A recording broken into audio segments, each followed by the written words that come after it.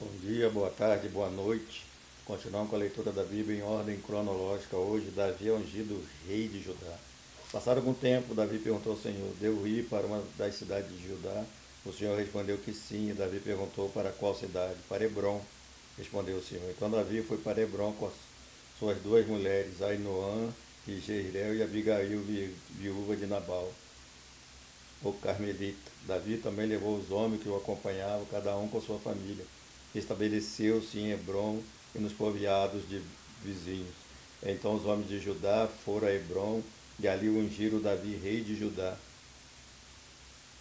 Informado de que os habitantes de Jabes de Gileade tinham sepultado Saul, Davi enviou-lhes mensageiros que lhe disseram: o Senhor os abençoe pelo seu ato de lealdade, dando sepultura a Saul, seu rei.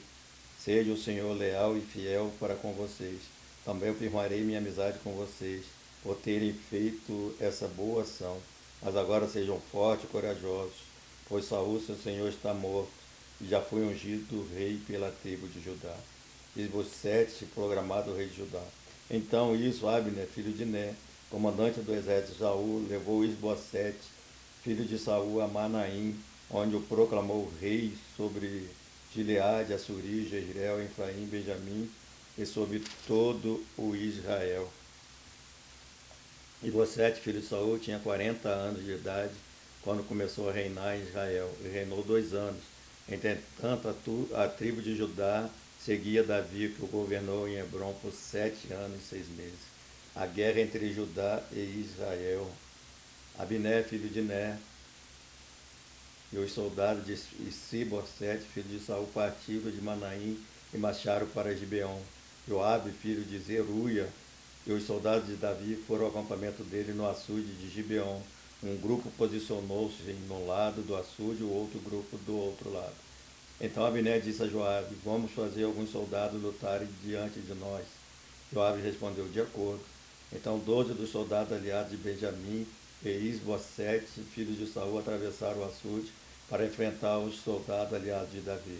Cada soldado pegou o adversário pela cabeça e ficou-lhe um punhal do lado, e juntos caíram mortos. Por isso aquele lugar, situado em Gibeon, foi chamado de Alcate Azurim.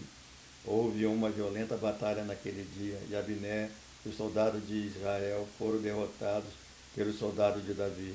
Estavam lá Joabe, Abisai, Azael, os 3 filhos de Zeruia, e Azael, que corria como uma gazela em terreno plano. Perseguiu Abner sem se desviar nem para a direita nem para a esquerda. Abner olhou para trás e perguntou: é você, Azael? Sou eu, respondeu ele. Disse-lhe então Abner: é melhor você se desviar para a direita ou para a esquerda, capturar um dos soldados e ficar com as armas deles. Mas Azael não quis parar de persegui-lo. Então Abner advertiu Azael mais uma vez: pare de me perseguir, não quero matá-lo.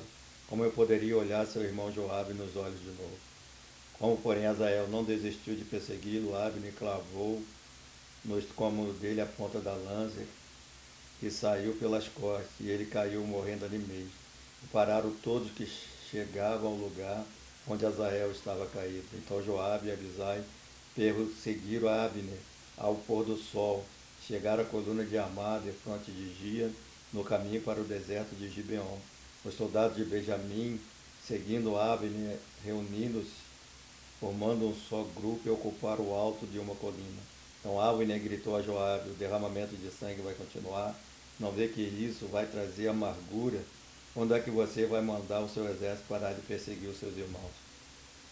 Respondeu Joabe: juro pelo nome de Deus que se você não tivesse falado, o meu exército perseguiria os seus irmãos até de manhã.